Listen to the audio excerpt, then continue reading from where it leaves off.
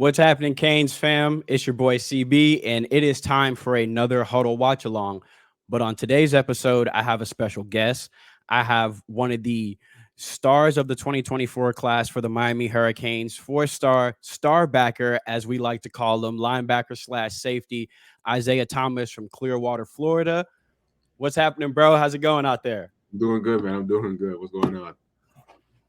Just I'm in Texas enjoying my brand of heat, which is 100 degrees. Yeah, it's crazy out here. But we were talking a little bit before this about how hot it is out there. Now Yeah. you're someone who grew up in Canada. So Mhm. what was it like for you when you started making that transition to playing high school football in Florida? I hated it, honestly. If I'm gonna be honest, I freaking hated it because because you go from somewhere where it's like, okay, if it's hot, like it's just hot, you know what I mean? But down here, it's just real humid. If Yeah, I'm you being honest, sweat. if I'm being honest, like Florida weather is my least favorite weather anywhere. I hate Florida weather. You know what? You know what? Like I love, I just love Miami even more. So I'll deal with it. Something I got to deal with. So how long did you feel it took you to adjust to playing down here with that humidity? Obviously, full pads is, humidity for an innocent bystander is it's bad, but for you in full pads, how long did it take you to adjust to that? Um, Honestly, I would say like the first month and a half because I got down here in July. We had training camp for the entire month. They had us doing some beach workouts down here, a whole lot of practices and stuff like that. So it's like I would say like it took me like a month and a half. After that, like I just got used to it. September rolled around. It got a little cooler. Thank goodness. But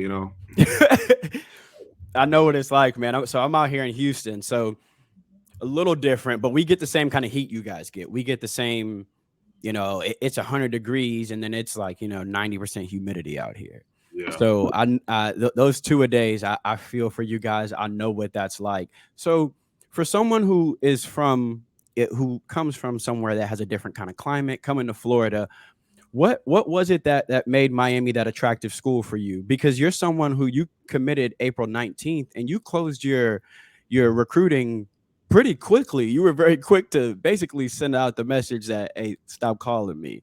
What was it about the Canes and the coaching staff that made you so sure so early?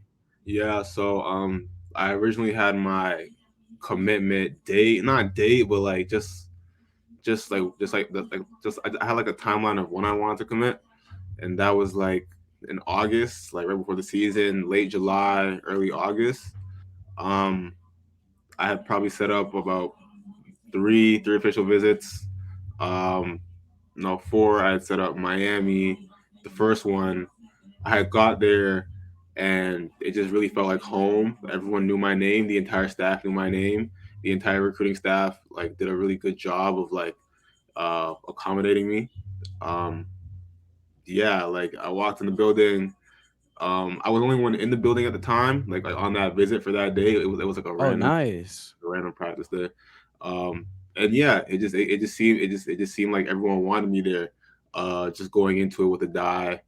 Meeting Guidry that day as well. Meeting Cristobal that day, you know. So honestly, like I talked to Cristobal that day. He gave me some real solid answers about the process of of where he wants to take Miami.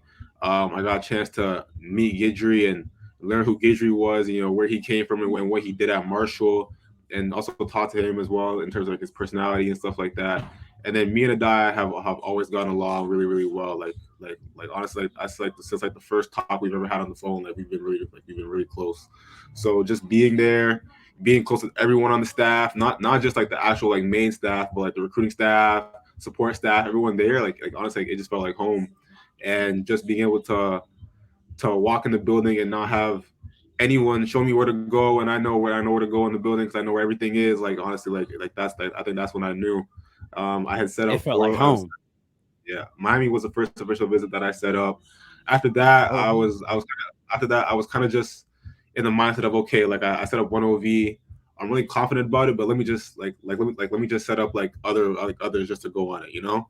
So I had set up Rutgers, and I set up Florida State, and I was on the verge of setting up Florida, And honestly, um, after that visit at Florida State, when I was there, and in my head, I'm just thinking like, damn, I would just love to come here and beat them and not play for them in a Hurricanes uniform.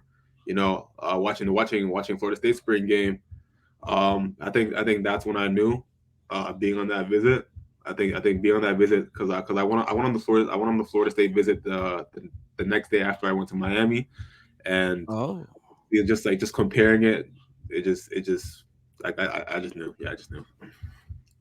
So a couple things there. One, I heard the same thing when I talked to Demetrius Freeney. We interviewed him on the You Heard pod, and he said he had other visits scheduled as well, but he walked in and he said it was just a feeling like it just Coach Adai made him feel welcome, that he just felt like it was home.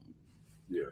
A lot of us don't get to see Coach Adai's personality, or we don't get to see that side of him. Twitter thinks he's just 100% serious, doesn't laugh, doesn't tell jokes.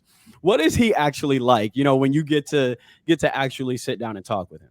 Honestly, like I would say, like in terms of like my personality to his personality, I'm more serious than he is, and Really? he just really tries to like bring like the fun, and like it just tries to like raise my energy up way more than it usually is. I'm very to myself. Not very much as quiet, but a little bit quiet. And him, he's just so family oriented. Like when I'm around him, all he does is laugh. All he does is laugh That's and so joke around. interesting. And when I'm in the film room with him and the guys, they're sitting here shadow boxing and playing games before the like everything with him is just so family oriented, and I just love that about him. That's so dope, and you love to hear that because obviously you want to build that camaraderie in whatever locker room or position group you have. And Yeah, before we get into your highlights, which by the way, the first time I watched them, I was like, "Oh, Coach Guidry has to love you," because one of the big things that he stressed, and you hear Cristobal stress, is athleticism, versatility. You have both of those in spades. Is when you got to sit down with Coach Guidry, how much did the way he uses his safeties and his linebackers factor into you making your decision? yeah. So I think the most important thing that I seen was that he plays with five DBs. It's almost like the same way we play out here at Clearwater at my school. Oh, interesting. Um, he was telling me how he wants to be able to use me everywhere. So at the free safety, the strong safety, and the nickel, being able to play everywhere and be close to the box as well, like that played a big factor in terms of me wanting to be there and play in the system. So sorry, give me a second. So yeah, so it's like I seen that he showed me everything, the entire scheme, his blitzes, coverages, everything, and I said, yeah, like this is it. Like I could definitely excel here. Well, he has a position in his defense called the star. And the second Yeah, you committed, we were all like, oh, perfect. It's almost like he built the position and then built you as a created player.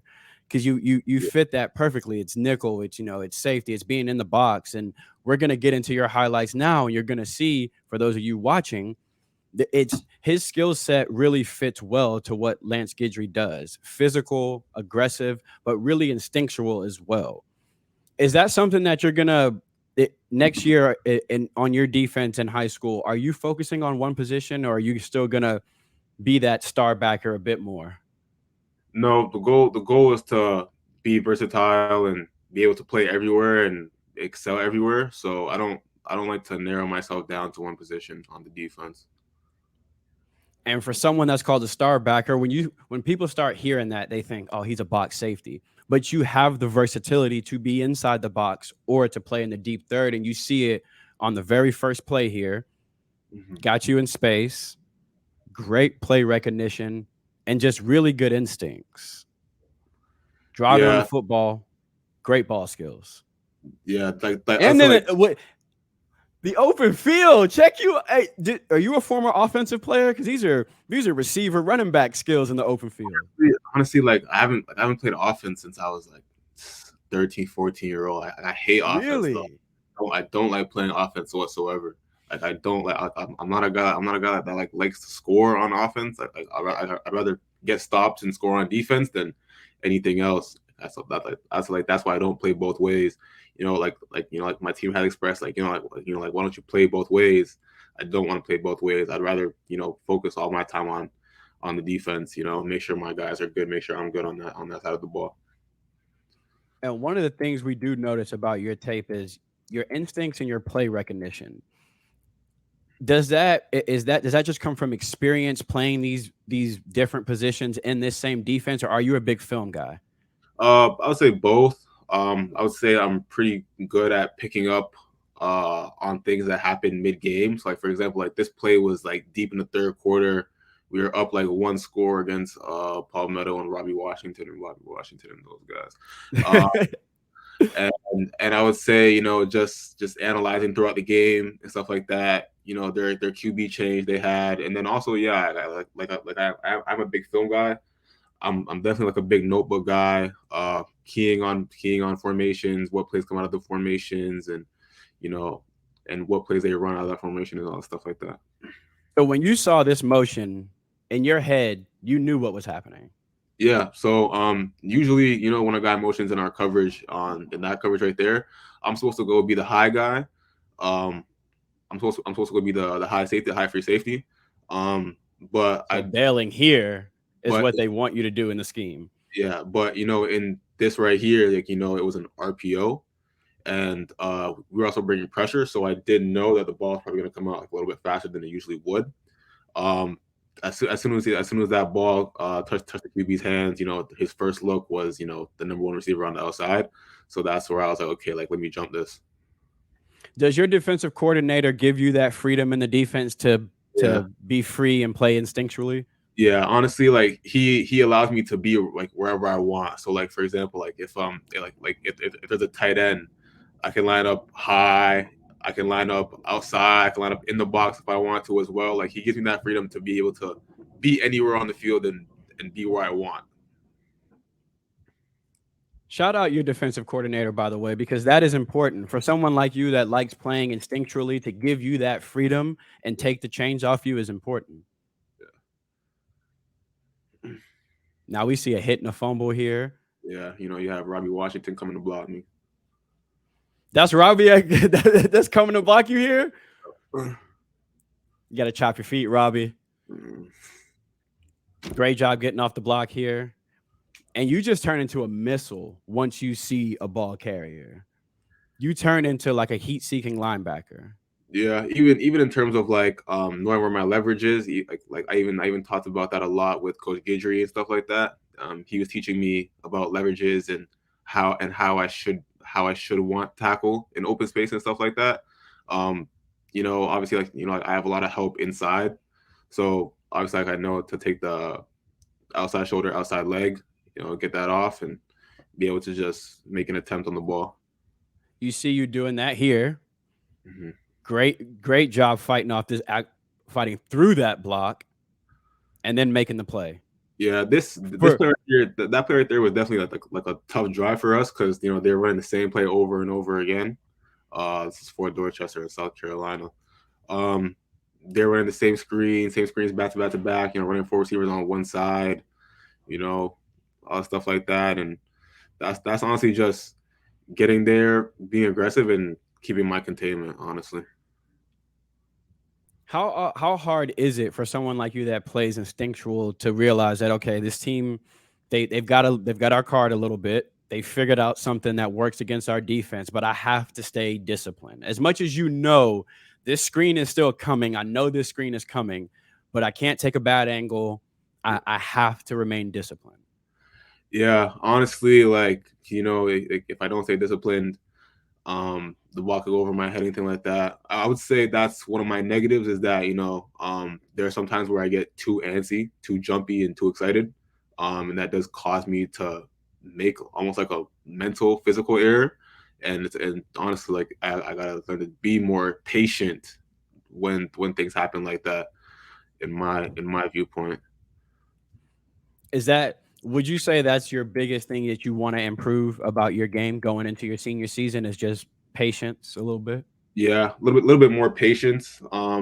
in terms of how the game is moving, in terms of like how the game's progressing. If the game's going, really really good our way, I feel like I tend to make more mental errors than I usually need to, just because I get too comfortable, like, and Okay. So it's that finishing. yeah, And see, we see you here doing what yeah, we all love to see you do in the box here. yeah. So this is Break so this one down for us. this was another Palmetto school. They're like a very in the box team. Um, like I said, like my DC allows me to play everywhere and anywhere, and move around to be in the box if I need to be in the box. Honestly, this was just like a really high play recognition for me, being able to like, take that off, take that gap away and get downhill fast. I wouldn't say that's the best tackle. I would definitely say, like, like people look at that and be like, oh, like that's a good tackle. To me, that's not really a good tackle to me, but still made the play on the ball.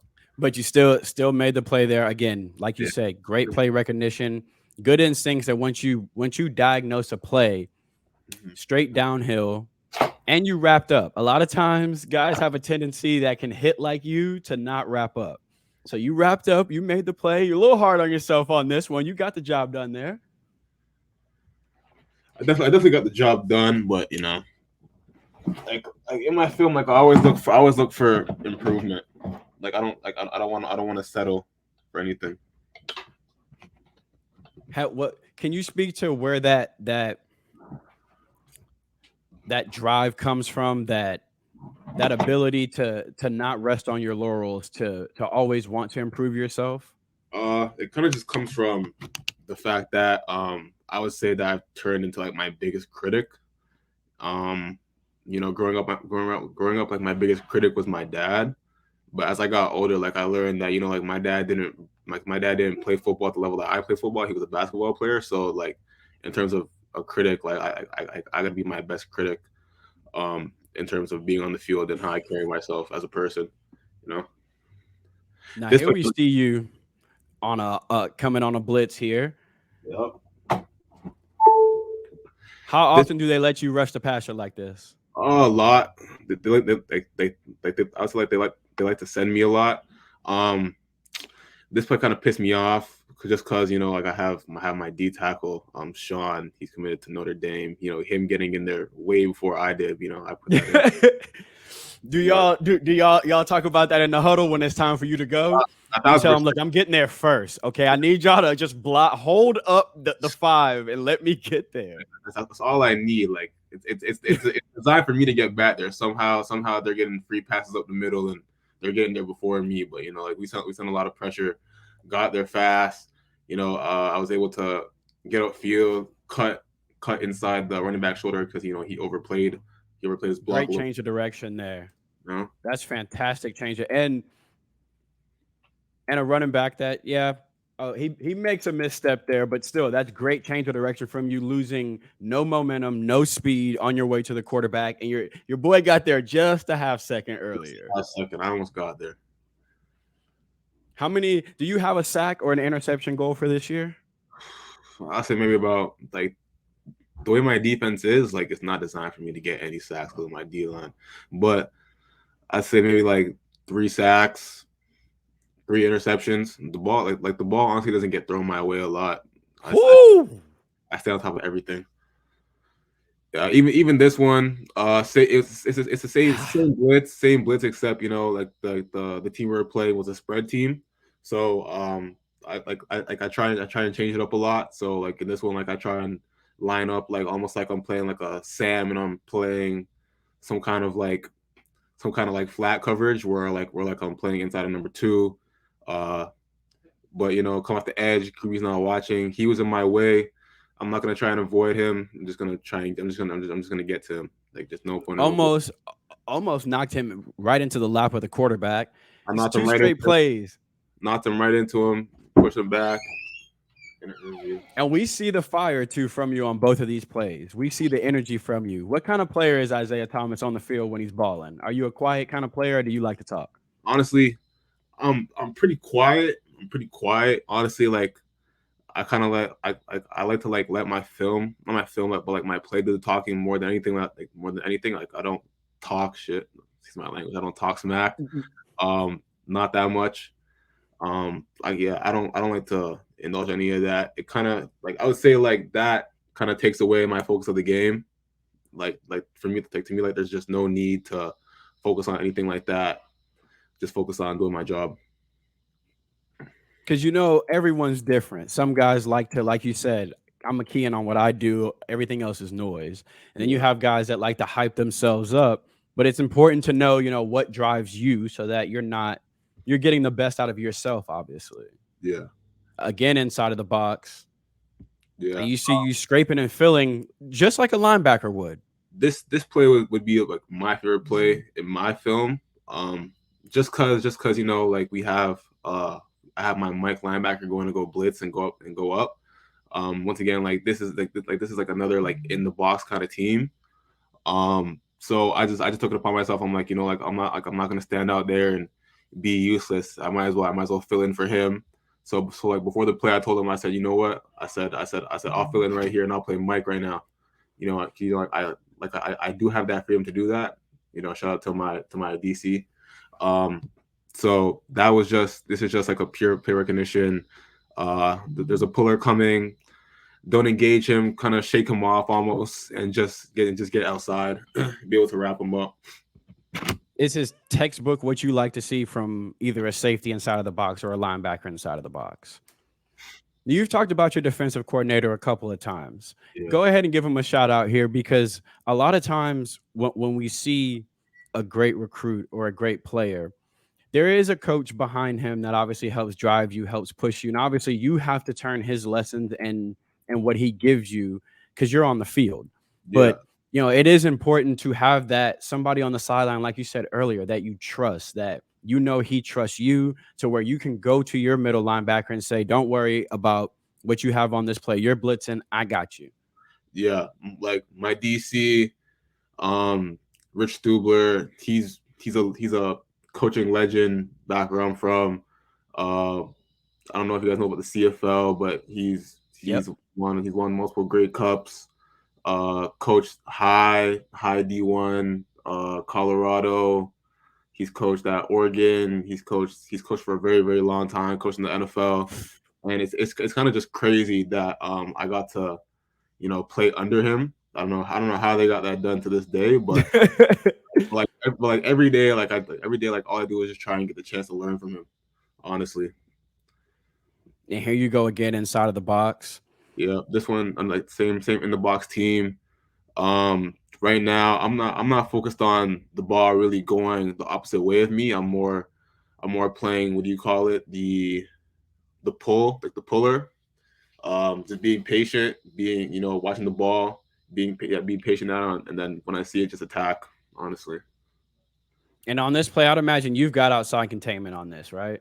The way this is schemed up. not even like I'm not even supposed to be like a guy in the box right now. Oh, Honestly, really? So this is you walking up, yeah, just experience knowing what's coming. yeah. I'm not even supposed to have the I'm not supposed to have the QB point or anything like that. It's just me being patient, honestly, and just adding myself to that box, just being an athlete. How speak to what it's like for the other DBs in this defense with you. For them, is it easy or does it make it difficult for new guys in the defense because you move around so much? Honestly, what I do doesn't like affect my secondary at all. Um, my guys, like we communicate a lot. My guys are young. I teach them all the stuff that I know, um, and stuff like that. Me being able to move around doesn't affect them at all. We communicate a whole lot, so no, not at all. This play right here, I hate this play just because like my defense kind of messed up, put me in like a terrible position on this one, just because my safety, he was a freshman, Forrest Levin. He's supposed to have, like I said, like the puller. He messed up and kind of put me in a spot where I was kind of forced to either like slow play and either take the running back if he runs, or get out and take the pass of the screen. So I kind of just sat on it, was patient, and just trying to make a play on it. Honestly. That's not even. Not not bad damage limitation here. So Yeah. that's another thing that is a bit of a burden on the shoulders of someone who is either the leader or the star player of their defense. Do you sometimes feel like it is your job to kind of cover up some of the, because you said you've got younger DBs on the team, young linebackers. Do you feel like it's your job to cover for them a bit? Um. No, honestly, it's not my job to cover for them. It's just my job to teach them, and to guide them. Like I said, like they are younger, but like I'm not gonna I'm not gonna hold off on accountability. So things that like like mistakes that are made, like they get called out.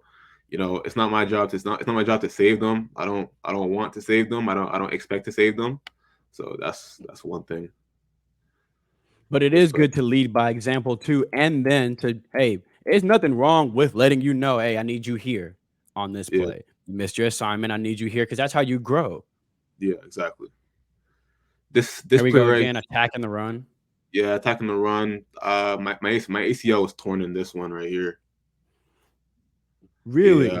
yeah, yeah. This play Is right this the here. game it happened in? Yeah, it happened the half before. Um, like I said, got too antsy.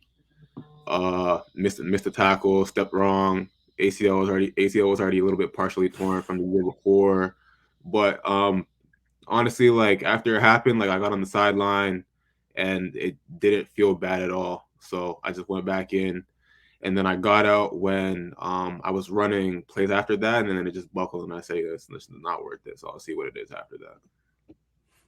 So speak to what that's like for you. Obviously, your off season's been a little bit different than you would have wanted it to be. You're recovering from your injury. How bad are you itching to just be at 100%? Obviously, there is a process, and you're at the end of the process. We were talking before we hit record. You're about to Mhm. go back home, get yourself cleared, and you're good to go. Mhm. How's this off season been different for you? Obviously, preparing your body and your mental for your senior year.